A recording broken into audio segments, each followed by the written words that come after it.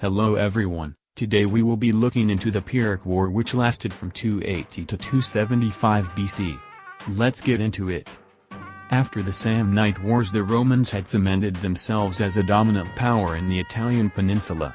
Thus they set their eyes in the cities of Magna Graecia and Illyrian tribes which were settled there. Fearing defeat, the city of Tarentum called upon the powerful of Pyrrhus of Epirus. They asked him that if he were able to come and defend them from the Roman invasion, and if he accepted they would give him 50,000 infantry and 20,000 cavalry. Ptolemy II would give Pyrrhus 3,000 infantry in condition they fight for 2 years. He would set foot in Magna Graecia with 20,000 infantry, 3,000 cavalry, 2,000 archers, 500 slingers, and 20 war elephants, which famously Pyrrhus would use against the Romans, in a bid to subdue the Romans. Pyrrhus started strengthening the defenses of Tarentum and the Romans did the same. In response to Pyrrhus's invasion, the Roman Senate gave 4 legions to the consul Publius Valerius Laevinus to deal with Pyrrhus. Later he would be reinforced with another 4 allied legions. They started raiding the countryside, which forced Pyrrhus to advance against them. Pyrrhus at this time didn't have the reinforcements promised by his allies. Hearing that the Roman army had besieged the city of Heraclea, he marched south to meet the enemy army. Pyrrhus did not march against the Romans while he was waiting for his allies' reinforcements. When he understood that reinforcements were not coming, he decided to fight the Romans on a plain near the river Cyrus, modern Cyne, between Pandosia and Heraclea. Pyrrhus took up position there and waited. Before the fight he sent diplomats to the Roman consul, proposing that he could arbitrate the conflicts between Rome and the population of southern Italy. He asserted that his allies recognized him as a judge and demanded the same recognition from the Romans. The Romans denied his request, and entered the plain on the right of the Cyrus River, where they set up camp. It is unknown how many troops Pyrrhus had left in Tarentum, but he probably had about 25 to 35,000 troops with him at Heraclea.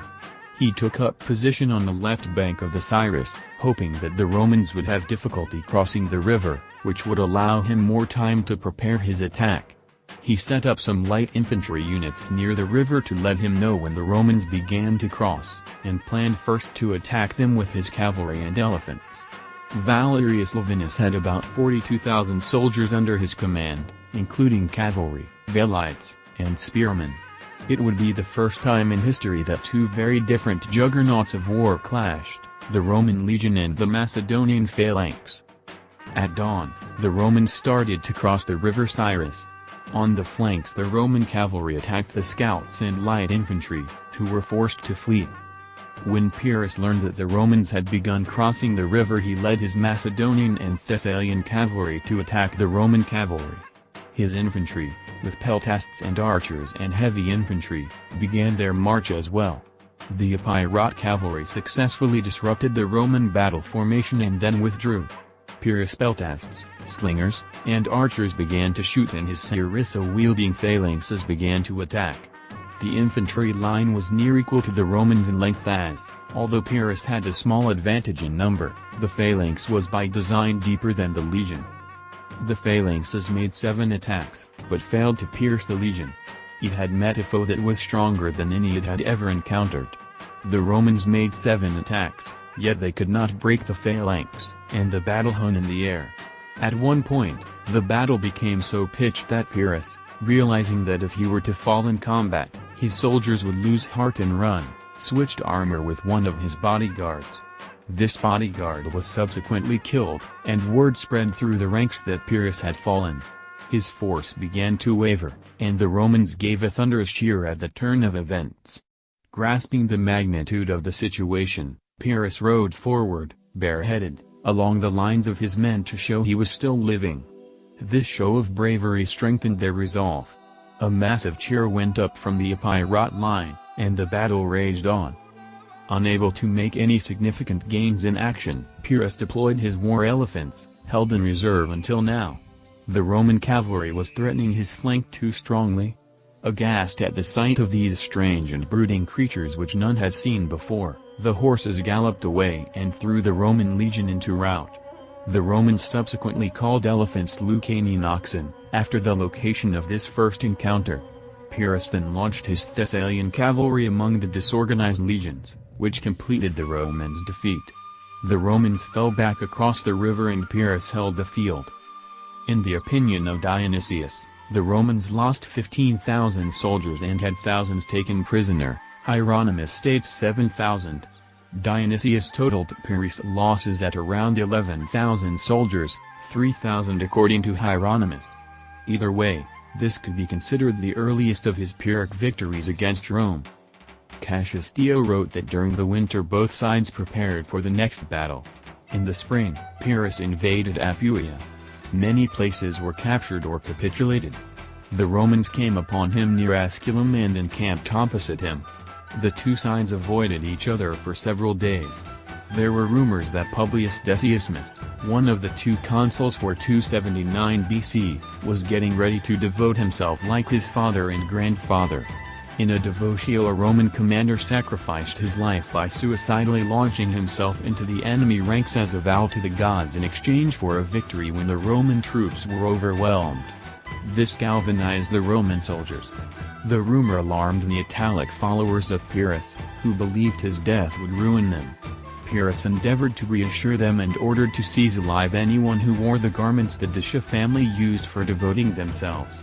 He sent a man to tell Publius Decius that he would not succeed in his intent and after being taken alive he would die miserably. The Roman consuls replied that there was no need to resort to a devotio because the Romans would defeat him without it. Three ancient historians wrote accounts of this battle: Dionysius of Halicarnassus, Plutarch, and Cassius Dio. In the version of Plutarch, the battle took place over 2 days. In the other two versions it lasted 1 day. In Cassius Dio's version the Romans won. In Plutarch's version Pyrrhus won. Plutarch noted that Dionysius of Halicarnassus made no mention to battles, nor of an admitted defeat of the Romans. In fact, Dionysius did not say who won the battle.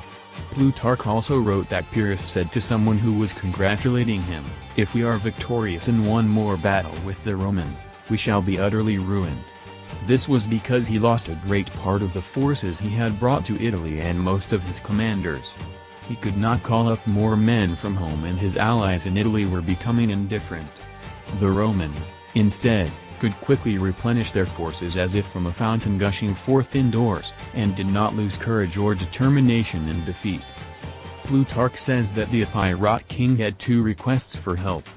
The first came from Syracuse and asked the famous king to drive out the Carthaginians whom had stormed Sicily. The second one came from Macedon and requested that Pyrrhus take up the throne of Macedon as its king Ptolemy Keranos was captured and beheaded by a Gallic horde which had stormed Macedonian territory. He accepted the offer of Syracuse, horrifying the Tarentine allies whom feared a Roman invasion. Later on Carthage and Rome would forge alliance to oust Pyrrhus from Italia and Sicily. The Sicilian campaign was somewhat successful, but reaching the city of Lilybaeum he raised taxes and a great number of levies, so the Greek city-states of Sicily declared him a tyrant and he was no longer welcome in Sicily. Later on his Tarentine allies sent news that the Romans had reversed all of his gains in Italia. So he set off to Italia to defeat the Romans. Pyrrhus engaged the Romans in what is known as the Battle of Beneventum. Plutarch gave the most detailed account of the battle. He wrote that during the 3 years Pyrrhus spent campaigning in Sicily the Samnites suffered many defeats at the hands of the Romans and lost a substantial part of their territory. This made them resentful towards Pyrrhus. Therefore, most of them did not join him when he returned to southern Italy. Cassius Dio wrote that the Samnites, being hard-pressed by the Romans, caused Pyrrhus to set forth again to come to their assistance. In Plutarch's account, Pyrrhus engaged the Romans despite the lack of Samnite support. The two consuls for 275 BC, Lucius Cornelius Lentulus Caudinus and Manius Curius Dentatus, were fighting in Lucania and Samnium respectively. Plutarch wrote that Pyrrhus divided his forces into 2 divisions. He sent one of them against Cornelius Lentulus and marched with the other force during the night against Manius Curius, who was encamped near Beneventum and was waiting for help from Cornelius Lentulus. Pyrrhus was in a hurry to engage Manius Curius in case his colleague showed up.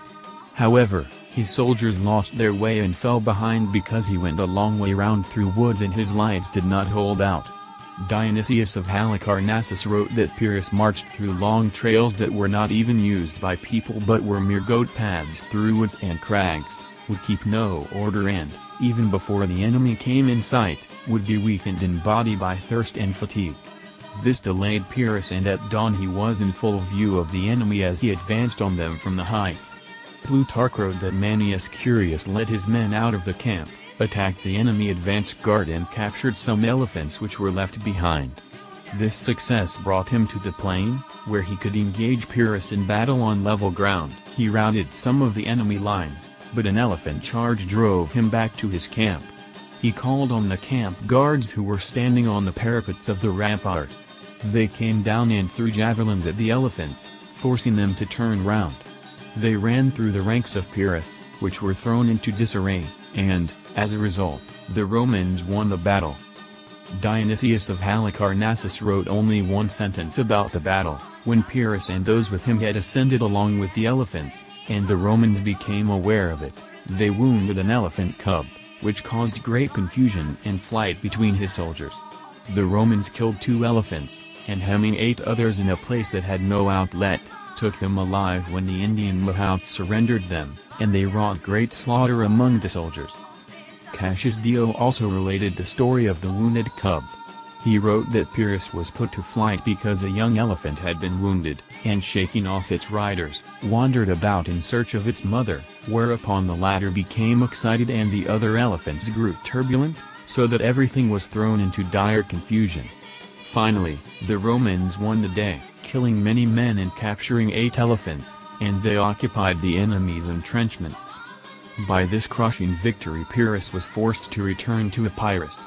Later he would die in the siege of Sparta. But that's a topic for another video. With that out of the way, we will see you in another Illyrian Legacy video.